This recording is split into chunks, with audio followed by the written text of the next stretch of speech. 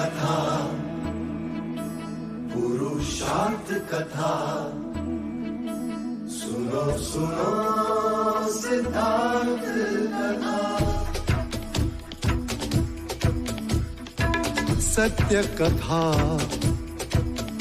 पुरुषार्थ कथा, सुनो सुनो सिद्धार्थ कथा। चढ़ते सूरज सा तेजवान वो कीर्तिमान, हुंकार भरे जब कूच करे, थर थर कांपे आसमान।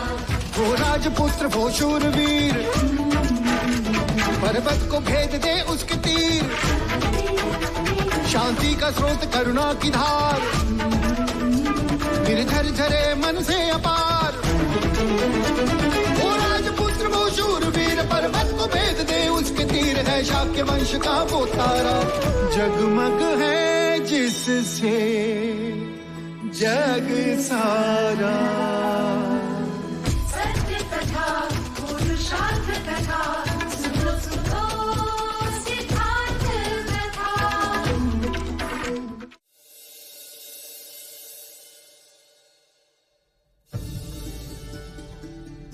ये राजा द्रोणोदन, आपने हमारा देवदाह तो देख ही लिया। अब बताइए कि क्यों शाक्यों की राजधानी मानने से उसे विरोध किया जा रहा है। इस बात में कम है हमारा देवदाह आपकी कपिलवस्तु से? भाग्य में, भाग्य की कमी। अर्थात आप हमारे देवदत्त के भाग्य को ही ले लीजिए। आयु में सिद्धार्थ से बड़ा है, शिक्षित, शूरवीर है, परंतु भाग्य से युवराज का पद तो सिद्धार्थ को ही मिला। क्या मैं अंदर आ सकती हूँ? आओ यशोधरा, आओ। ये सारे पकवान मैंने स्वयं अपने हाथों से बनाए हैं मजले मामा। उत्तम।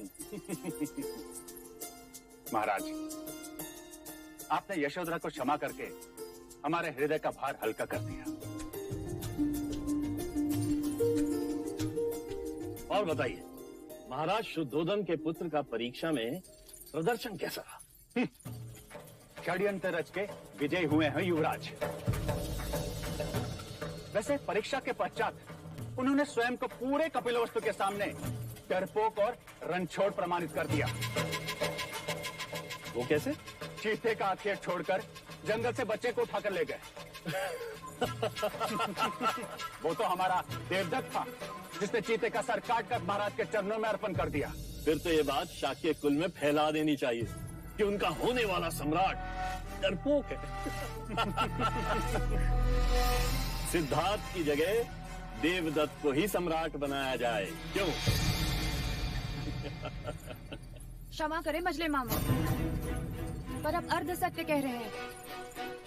क्या सिद्धार्थ ने एक बच्चे के प्राण नहीं बचाए? क्या सिद्धार्थ ने सारी परीक्षा प्रथम रहकर उत्तीर्ण नहीं की? आपको विश्वास नहीं होगा, परंतु सिद्धार्थ को कपिलवस्तु की प्रजा अपने हृदय में बसाती है। तारे की चमक को कोई लाख मिटाने का प्रयत्न करे, पर तारा चमकता ही है मजले मामा।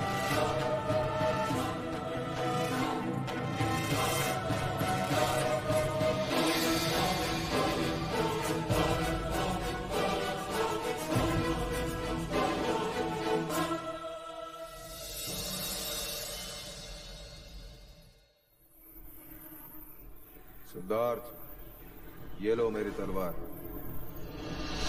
मेरी इच्छा में जब भी तुम्हें देखो एक क्षत्रिय की तरह अपने शस्त्र के साथ देखो। इसका भार मैं नहीं उठा सकता। सिद्धार्थ की आचार्य कौंडिन्य के साथ घनिष्ठता बढ़ रही है। ये उन्हीं की संगत और शिक्षा का परिणाम है कि सिद्धार्थ ध्यान की तरफ आकर्षित हो रहे हैं।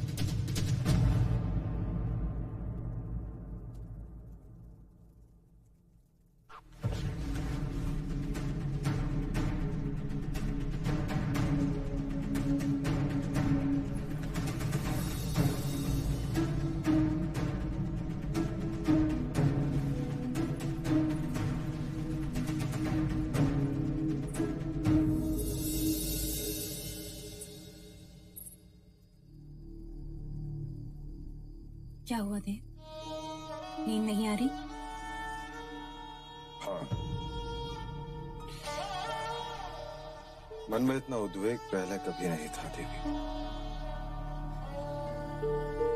मैं सिद्धार्थ को समझ नहीं पा रहा। कहीं वो ऐसा कोई कार्य न कर बैठे जिससे हमारे पूर्वजों का नाम कलंकित हो। परंतु वो अर्थहीन बातें नहीं करता। हाँ, उसकी बातें सत्य होती है, फिर भी मैं उससे अप्रसन्न रहता हूँ। क्यों पता नहीं प्रजापति। क्योंकि आप चाहते हैं कि हमारा पुत्र आपके मार्ग पर चले, पर वो विलक्षण प्रतिभा है। वो अपना मार्ग स्वयं सोचता है। वो उनमें से नहीं जो आंखें मूंद कर पीछे पीछे चलते हैं। परंतु अकेले जाने पर मनुष्य भटक भी सकता है प्रजापति। बस यही भय आपके उद्वेग का कारण है। यदि असित मुनि नहीं आते और सिद्धार्थ का भविष्य नहीं बताते तो ये भय कभी नहीं होता और आपको सिद्धार्थ की सभी बातें सहज लगती। सत्य कह रही हो तुम। उसकी बातें मैं सहज स्वीकार नहीं करता। क्योंकि आप उससे बहुत स्नेह करते हैं। वो कुछ अनुचित करता हूँ क्या? नहीं, पर मर्यादा से अधिक सावधानी भी कभी कभी संकट बढ़ा देती है। आइए देव।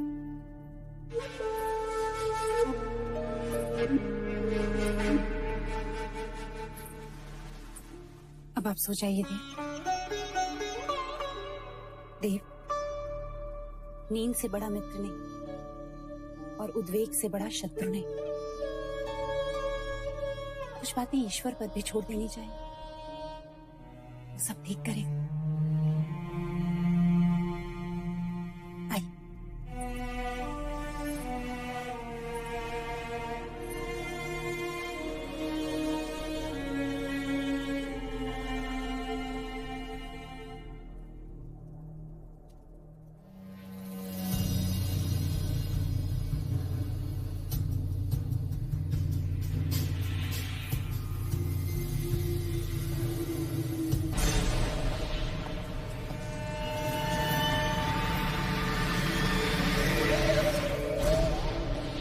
सिद्धार्थ! सिद्धार्थ!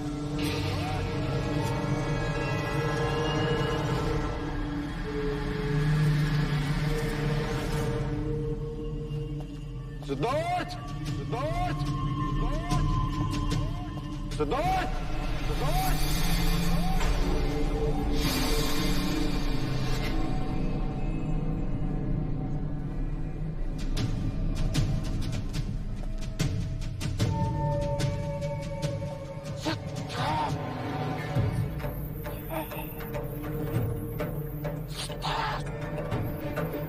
तेरा पुत्र सन्यासी बने, सन्यासी बने।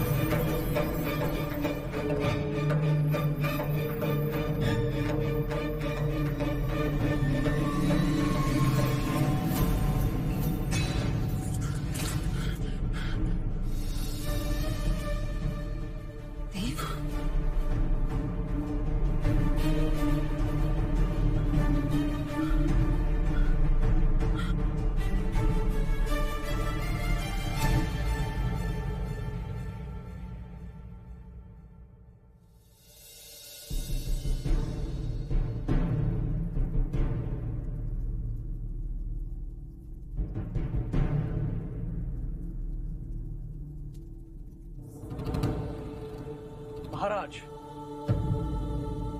आपका स्वप्न पहले प्रहर का है और ग्रंथ अनुसार पहले प्रहर का स्वप्न सच होता है। आप स्वप्न में सिद्धार्थ को ढूंढ रहे हैं, अर्थात आपके पथ से उसका पथ विपरीत है।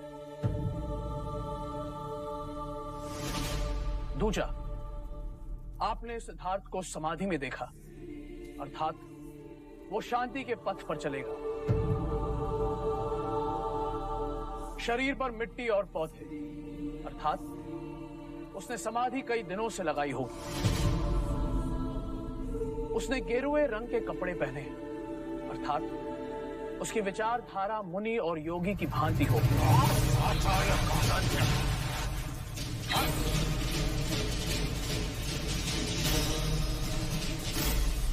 कृपया शांत हो जाइए महाराज।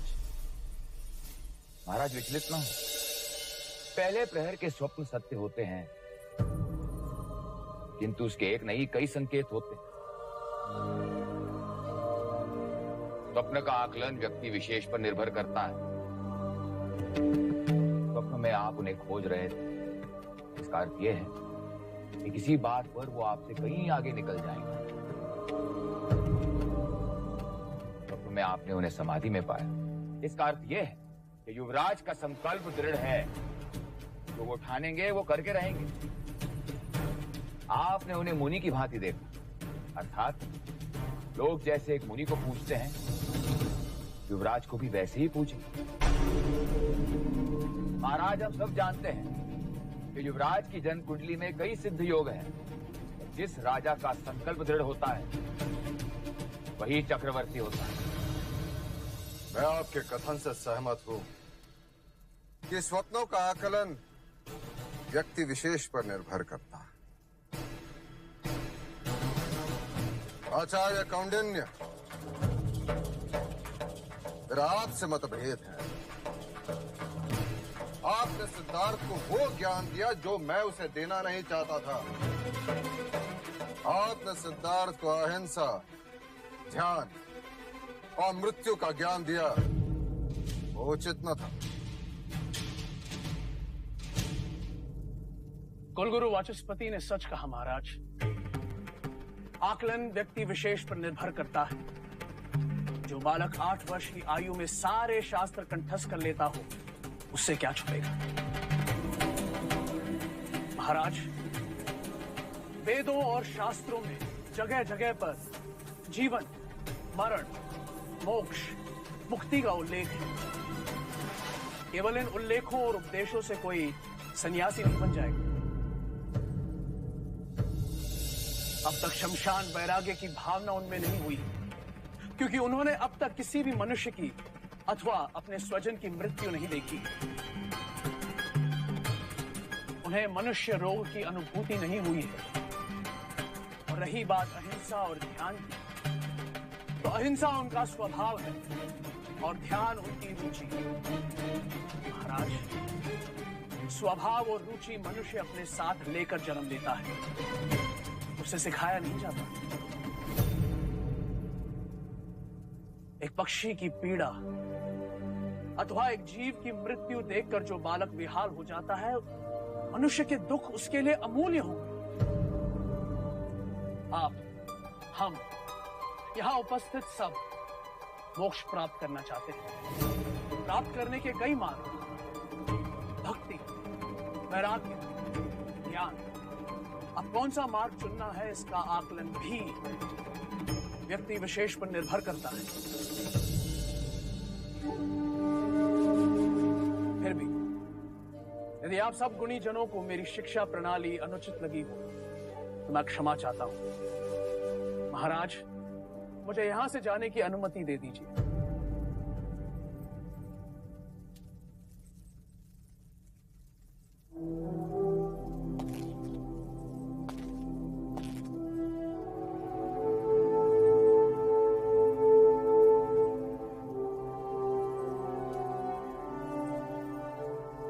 आचार्य कौंडिन्य, कृपा करके दक्षिणा स्वीकार कर।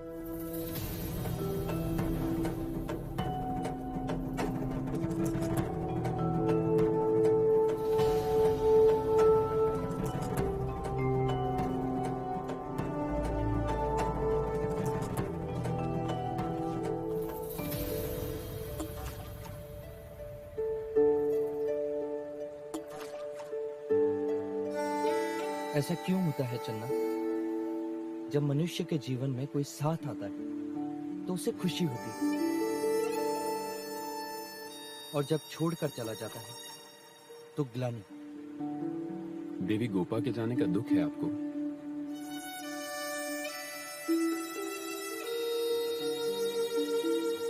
हाँ, आई थी तो मन भर गया था। गई तो मानो कुछ खालीपन, जैसे आंख खुलते ही स्वप्न अदृश्य हो जाता है। अब मैं क्या कहूं युवराज, इस प्रश्न का उत्तर तो केवल आचार्य कौंडिन्य दे सकते हैं। मन के विषय में वो अधिक जानते हैं। हाँ, परंतु वो तो सवेरे से ही दरबार गए, न जाने कब लौटेंगे।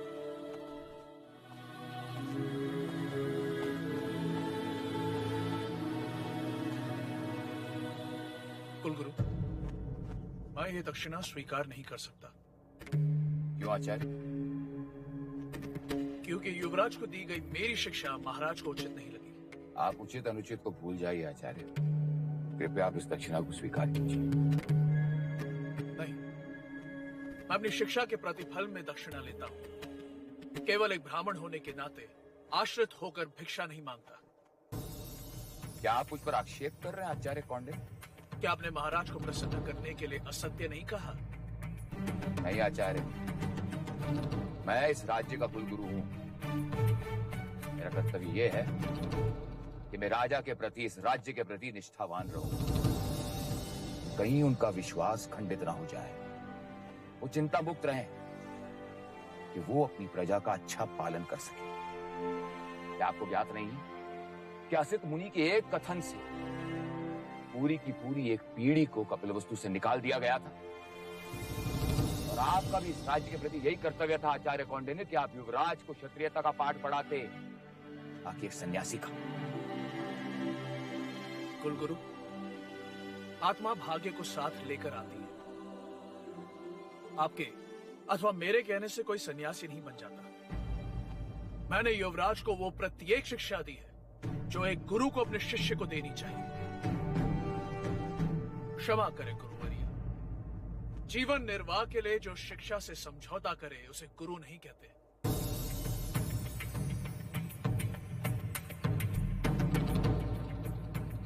पर महर्षि वाल्मीकि और सांदीपनि की तरह मुझे भी इस बात का सदैव अभिमान रहेगा कि कुछ वर्ष मैंने आने वाले युग के युग पुरुष के सानिध्य में बिताए और वो मेरा शिष्य था।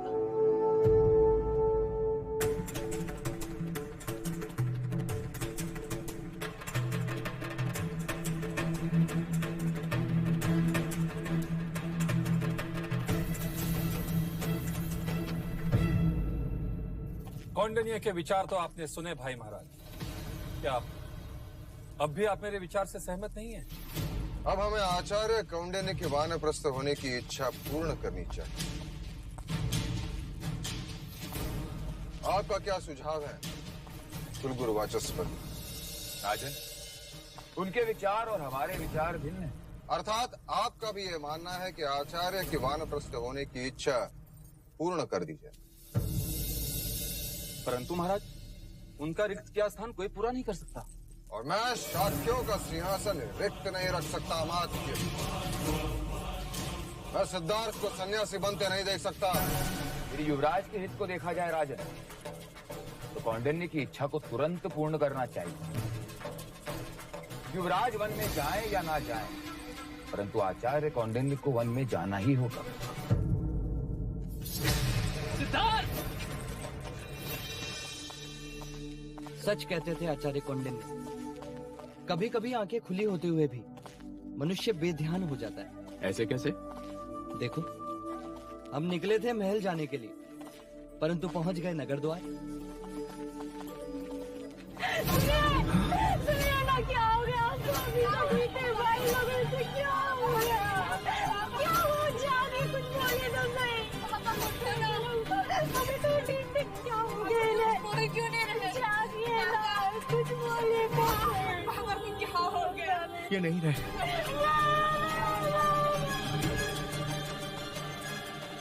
किरात और मृत्यु का कोई भरोसा नहीं, कब द्वार पर आ जाए।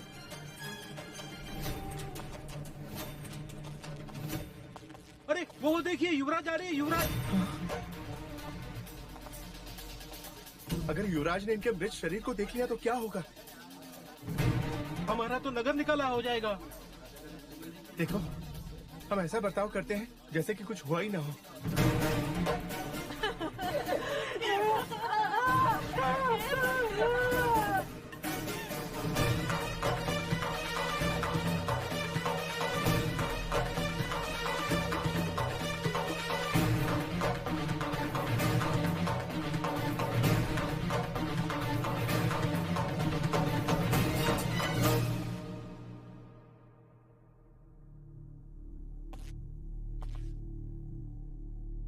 क्या हुआ? आप सबकी आंखों में आंसू कैसे? अब क्या बताएं युवराज, वो अभी अभी सूखी हवा की ऐसी आंधी आई कि सबकी आंखें गीली कर दी। आंधी? मैं और चन्ना भी यहीं थे, हमने तो कोई आंधी नहीं देखी।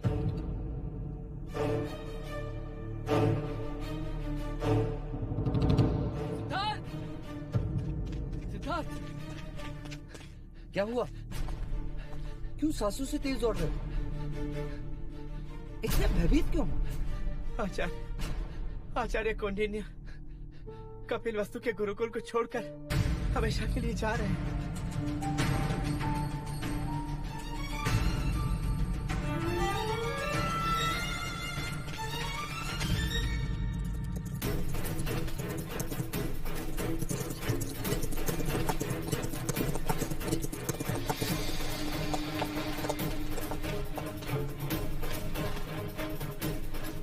क्या ये सत्य है गुरुदेव कि आप हमें छोड़कर जा रहे हैं, वानप्रस्थ हो रहे हैं? वानप्रस्थ तो मैं 8 वर्ष पहले ही होना चाहता था सिद्धार्थ, और तुम्हारे कारण रुक गया। तो आज भी रुक जाइए ना गुरुदेव, आपके बिना ये सिद्धार्थ अधूरा है। अगर आप मुझे इस तरह छोड़कर चले। अरे सिद्धार्थ, तुम जानते हो ना, उस पेड़ पर एक चिड़िया ने अपना घोंसला बनाया है। जी। वही जो रोज अपने बच्चों को अपनी चोंच से खाना लाकर खिलाती है। जी गुरुदेव। आज उस चिड़िया ने अपने उन बच्चों को घोंसले से धक्का दे दिया है। क्यों? प्रश्न तो मैंने भी अपने आप से किया था, क्यों? तभी मुझे प्रकृति के भेद का पता चला। धरती पर गिरने से पहले उस चिड़िया के उन बच्चों ने अपने पंख फड़फड़ाए और देखते ही देखते वो उड़ने लगे। परंतु गुरुदेव, मुझे पंख फैलाने नहीं आते। मुझे जाना होगा सिद्धार्थ, मेरा कर्तव्य पूरा हुआ। मैंने अपना संपूर्ण ज्ञान तुम्हें दे दिया है। अब संन्यास आश्रम का समय आ गया है, और संन्यास आश्रम का मार्ग वानप्रस्थान से ही है। शास्त्रों में 4 आश्रम का ज्ञान दिया है, और हर एक आश्रम का अपना एक महत्व है। परंतु गुरुदेव, मेरी शिक्षा तो अभी अधूरी है। आपने मुझे वानप्रस्थ और संन्यास आश्रम का ज्ञान तो दिया ही नहीं। आचार्य कौंडिन्य, मेरा आपसे मतभेद है। आपने सिद्धार्थ को अहिंसा, ध्यान और मृत्यु का ज्ञान दिया, वो उचित न था। कुछ बातें समझाई नहीं जाती सिद्धार्थ, समय के साथ साथ समझ में आती है। राग, द्वेष, मोह, माया, वासनाओं के बंधनों में बंधोगे तभी उसे छोड़ने का ज्ञान होगा। जिसका अनुभव नहीं, उसकी बातें भी निरर्थक हैं। जैसे फल को पेड़ से तभी उतारा जाता है जब वो पूरी तरह पक जाए, वैसे ही वानप्रस्थ और संन्यास आश्रम का ज्ञान तुम्हें गृहस्थ आश्रम के पश्चात ही होगा। परंतु गृहस्थ आश्रम के पूर्ण होने के पश्चात मैं आपको कहां ढूंढूंगा? उस समय तुम्हें मुझे ढूंढने की आवश्यकता नहीं होगी सिद्धार्थ। तुम स्वयं ज्ञानी हो जाओगे। कदाचित मैं ही तुम्हें ढूंढते हुए आ जाऊं। ये लो, इसमें मेरा सारा ज्ञान संजोए रखा है मैंने। उचित समय आने पर इसका चिंतन करना। तुम्हारे कुछ प्रश्नों के उत्तर तुम्हें अवश्य मिल जाएंगे।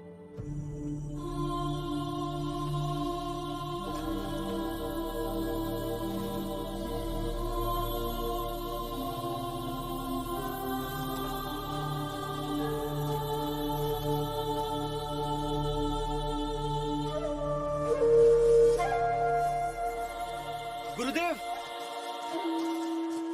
रुक जाइए गुरुदेव, आपके बिना मैं अकेला रह जाऊंगा। गुरुदेव, रुक जाइए। आचार्य, क्या तुम्हें ऋग्वेद की ऋचा स्मरण है? जी। तो आंखें बंद करो और बोलो। तत् त्वम् असि, सः अहम् अस्मि, अहं ब्रह्मास्मि।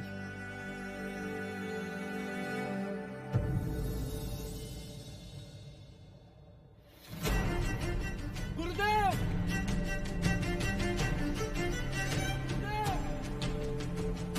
जीवन किसी एक स्थान पर रुकता नहीं, जैसे नदी का पानी बहता रहता है। यदि वो एक स्थान पर रुक जाए तो दूषित हो जाता है।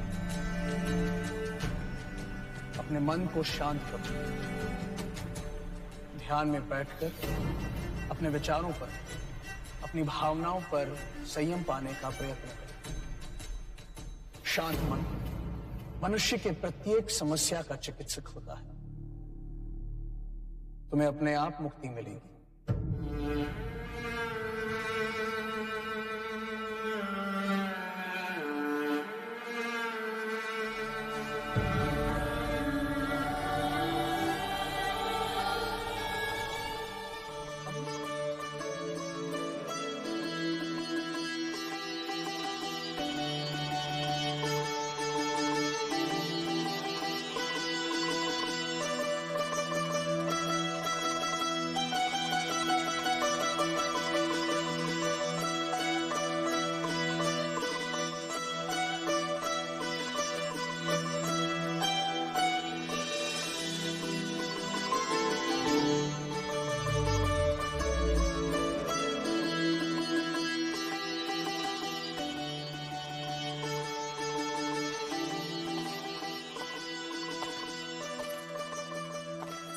क्षमा कीजिएगा महाराज, किन विचारों में खोए हैं आप? नृत्य में भी आपका ध्यान नहीं है?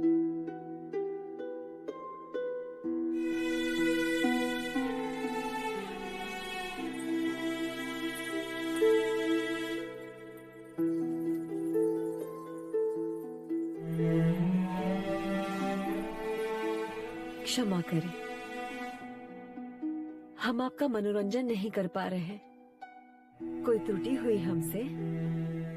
नहीं मोहिनी, आज मन चिंताग्रस्त है। किस विषय में महाराज? असित मुनि की भविष्यवाणी तुम भली भांति जानते हो उदयन, और युवराज की रुचि ध्यान की ओर बढ़ती जा रही है। क्षमा करें,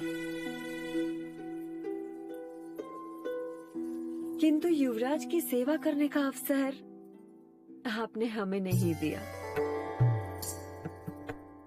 जब काम बाण चलता है ना महाराज,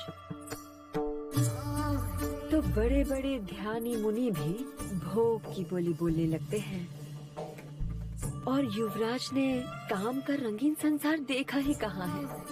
महाराज, मोहिनी बिल्कुल सत्य कह रही है। युवराज अभी तक कौंडिन्य के संपर्क में आए, इसलिए ध्यान की बातें करने लगे। और जब वो इन सुंदरियों और मोहिनी के साथ रहेंगे तो भोग विलास में रत हो जाएंगे। महाराज, काम सबको पिघलाता है। यूं तो जीवन में कई अग्नि है, और अग्नि सब कुछ नष्ट कर देती है, किंतु एक अग्नि है जो सृजन करती है, जिस अग्नि से आनंद प्राप्त होता है, जो मन के वैराग्य को जलाता है और मोह पाश में जकड़ लेता है। ठीक है मोहिनी, आज से युवराज का उत्तरदायित्व तुम्हारा। काम शास्त्र तुम उसे सिखाओ।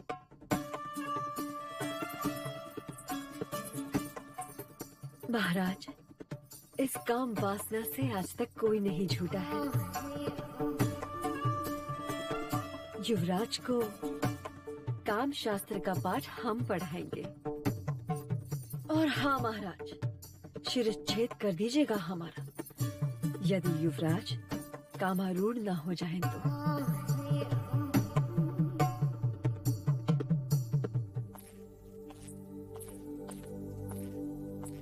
सिद्धार्थ,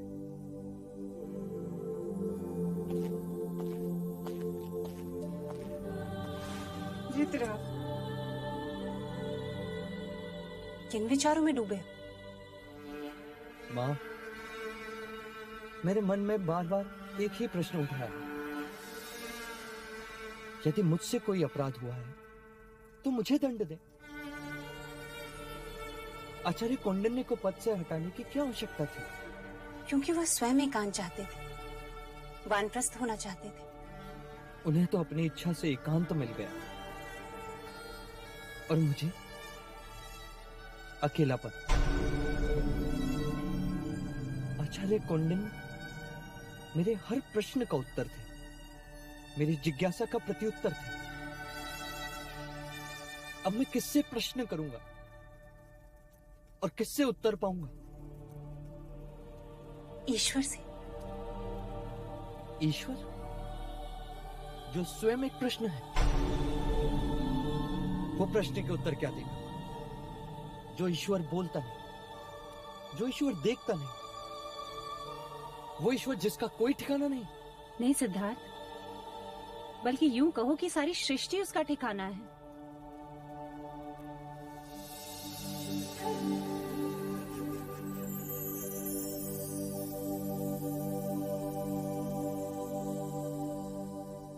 देखो, ये सूर्य भी ईश्वर का एक रूप है, जो दिखाई देता है, जो अपने धूप से तुम्हें छूता भी है और अपने उजाले में सृष्टि का ज्ञान देता है। क्या ये किसी गुरु या आचार्य से कम है? और संध्या में जब ये डूब जाता है तो हम निराश नहीं होते। क्यों? क्योंकि हमें विश्वास है कि ये कल फिर आएगा, एक नई सुबह के साथ। सिद्धार्थ, ईश्वर के एक नहीं अनेक रूप होते हैं। कभी वो आचार्य कौंडिन्य के रूप में आता है, तो कभी सूर्य बनकर, कभी मित्र के रूप में आता है, तो कभी पुत्र बनकर। न जाने कल तुम्हें किस रूप में मिल जाए।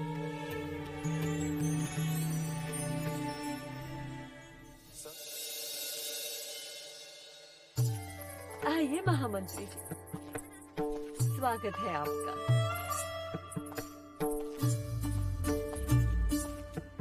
सुंदर, अति सुंदर। युवराज अवश्य पसंद करें। देवियों, आज तक केवल क्षत्रिय अपनी मातृभूमि के लिए युद्ध करते आए हैं। अपने तलवार के बल पर शत्रुओं पर विजय प्राप्त करते आए हैं। परंतु इस बार ये कार्य आप लोगों को करना है। तलवार तो हम उठा नहीं सकते, हम तो बस पलकें उठा सकते हैं। तलवार से अधिक बेधक शस्त्र हैं आपके पास।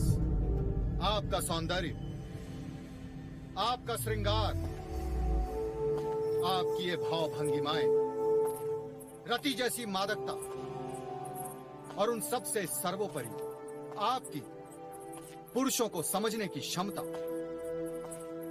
युवराज स्वभाव से उदास है, करुणा से भरे हैं, दूसरों के दुख को अपना दुख समझते हैं। आपका ये कर्तव्य होगा कि आप सब उन्हें वैराग के विपरीत उंगली पकड़कर जीवन का आनंद प्राप्त करने की शिक्षा दें। उन्हें समझाएं कि संसार में जितना दुख है उससे कहीं अधिक सुख है। ये रंगीन रातें, ये मादक शरीर, ये सुर, सुरा, ये वो सुख है जिससे उनके मन में उठने वाली वैराग की भावना सदा के लिए समाप्त हो जाए। हम तो युवराज को देखने को बड़े आतुर हैं। और हम आपको उनसे मिलवाने को। जो गणिका उनके आसक्ति का कारण बनेगी, वो सम्राज्ञी का सम्मान पाएगी। अति उत्तम। आप चिंतित ना हो महामंत्री जी। जीवन का ऐसा आनंद ना तो कभी उन्होंने सोचा होगा और ना ही कभी पाया होगा। उदासी उनकी दास होगी और आनंद उनका साथी। देखना, ये रतियां उनको कामदेव बना के ही छोड़ेंगे। हाँ, और हमारा आपसे वचन है महामंत्री जी, युवराज जल्द ही स्वयं को पुरुष समझने लगेंगे। उनसे उनका वैराग्य छीन लेंगे हम। दीदी, क्या हम युवराज से लड़ने जा रहे हैं? हाँ? लड़ने नहीं, हम उनसे प्रेम करने जा रहे हैं। हम युवराज को युवराज से महाराज बनाएंगे। कपिल वस्तु के लोग हमें बहुत बधाई देंगे। अर्थात युवराज यहाँ आएंगे? हाँ, युवराज यहाँ आएंगे। सच? सच।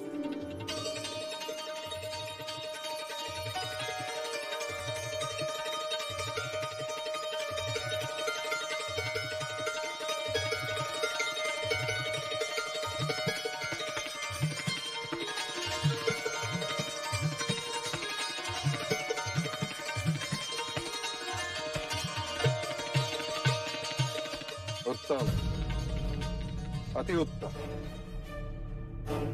संगीत और श्रृंगार युवराज को वैराग्य से वापस ले आए। बस महाराज आप निश्चिंत हैं। युवराज सिद्धार्थ बहुत जल्द अपना वैराग्य खो देंगे। अनुज,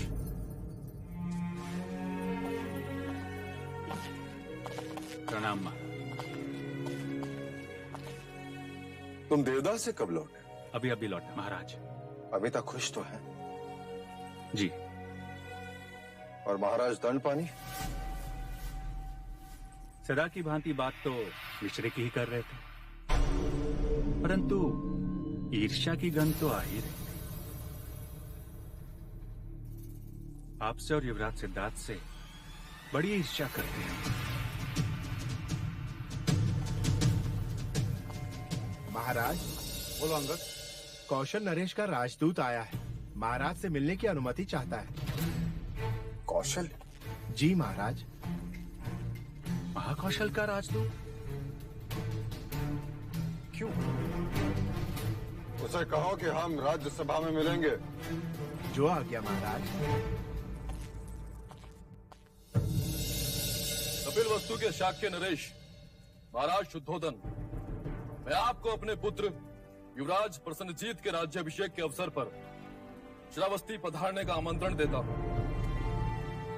आपकी उपस्थिति युवराज का सद्भाग्य होगा और मेरा बहुमान। मोहर कौशल नरेश, महाराज महाकौशल।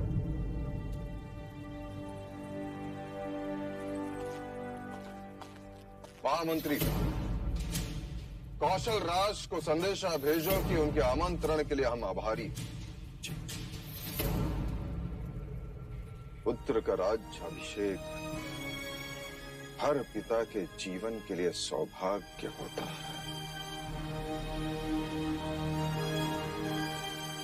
हम अवश्य पधारेंगे। महामंत्री, राजदूत को उनका सम्मान दिया जाए।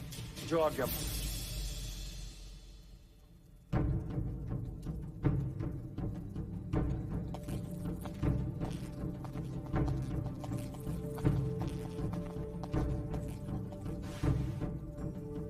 महाराज, क्या आपका कौशल राज जाना उचित होगा? मैं तो कहता हूं महाराज, किसी बात का निमित्त बनाकर टाल दीजिए। इस राज्याभिषेक का आमंत्रण केवल कौशल राज का शक्ति प्रदर्शन लगता है। नहीं महाराज, आपको वहां अवश्य ही जाना चाहिए।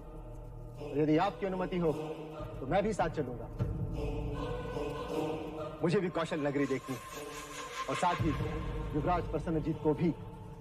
हाँ हाँ, क्यों नहीं। वैसे भी आज नहीं तो कल हमारा सामना प्रसन्नजीत से होगा ही।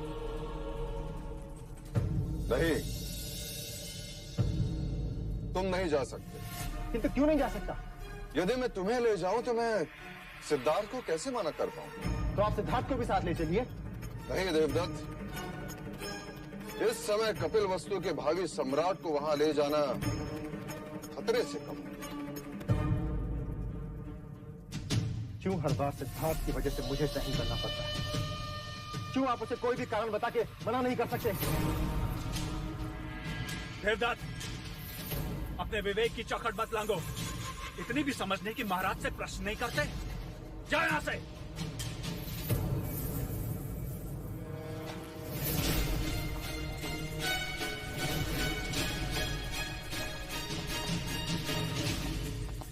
महाराज,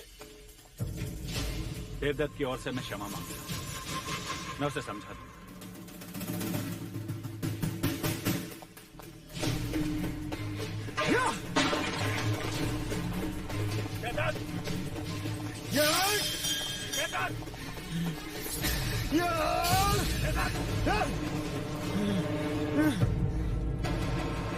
क्रोध में चीजों को नष्ट करने का स्वभाव तुम्हें तुम्हारी माँ से मिला है। माँ से कुछ तो मिला, पिता से तो कुछ भी नहीं। देवदत्त, मेरी बात ध्यान से सुनो। आज तक वही तो करता आया हूँ। शांत। और एक बात गांठ बांध लो, महाराज को निराश करने का अर्थ है अपने ही भाग्य को ठोकर मारना। सिद्धार्थ से दूर जा रहे हैं महाराज। उसे भोग विलास में इतना डुबो दो कि सांस लेने की सुध न रहे। उससे क्या होगा? विलास का अतिरेक उसे निष्क्रिय बना देगा। तलवार जब अधिक समय तक मयान में रहती है तो उसे जंग लग जाता है, और जंग लगी हुई तलवार पर प्रजा कभी भरोसा नहीं करती। समझे?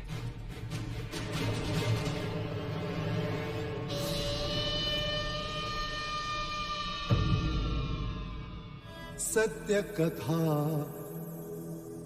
पुरुषार्थ कथा, सुनो सुनो सिद्धार्थ कथा।